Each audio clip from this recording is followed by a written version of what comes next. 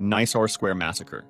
This one was different from the others. It happened without warning, and not by the regular US Army, but by a private contractor known as Blackwater, which made it even more controversial. On a normal morning in September 2007, a Blackwater convoy drove into Nisour Square in Baghdad to clear a route for US officials. Moments later, though, out of nowhere, they opened fire on Iraqi civilians. 17 people were killed, and 20 more were wounded. Some were shot while still sitting in their cars. For example, witnesses described one small Kia with a mother and her adult son inside. The son was shot in the head, and the car kept moving forward and was riddled with more bullets before a grenade set it on fire. Blackwater claimed the convoy had been ambushed and that the guards fired in self-defense, but the Iraqi government called it an unprovoked attack. The State Department admitted that innocent people had been killed, and Iraq suspended Blackwater's license to operate in its territory and demanded accountability. Several investigations began, and a US military report supported Iraq's version of events, saying Blackwater was at fault. The FBI concluded that at least 14 of the 17 people killed had been shot without justification. Some Blackwater guards themselves told investigators that the shooting was wrong. One guard even kept firing after others shouted for him to stop, until another contractor aimed his weapon at him to force him to stand down. The massacre raised questions about the role of private military contractors, and Iraq demanded punishment for Blackwater and pressed for compensation. In the US, the House passed a bill to bring contractors under US criminal law in war zones, though the Senate did not vote on it. Then,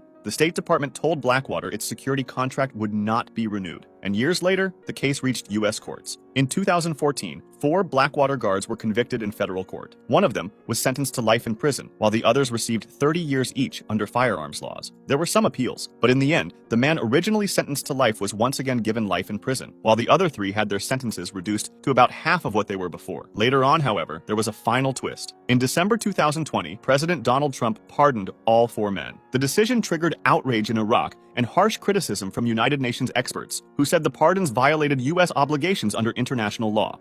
Samar Campaign.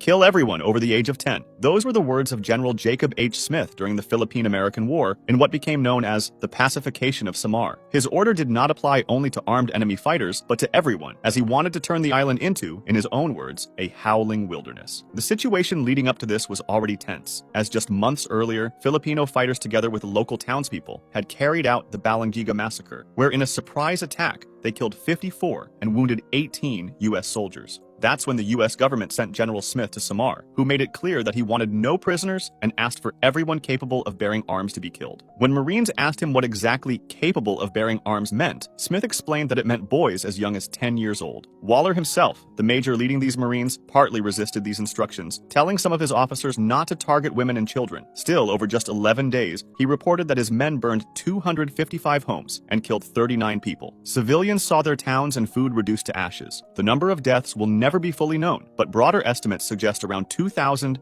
to 2,500 civilians were killed. The campaign became infamous in the United States once reports reached home, and Smith was put on trial in May 1902, but not for murder or war crimes. Instead, he was found guilty only of conduct to the prejudice of good order and military discipline, a minor charge. His punishment was just a formal reprimand. To calm public anger, he was quietly forced into retirement. Waller himself was also later put on trial for ordering the execution of Filipino porters, but he was acquitted.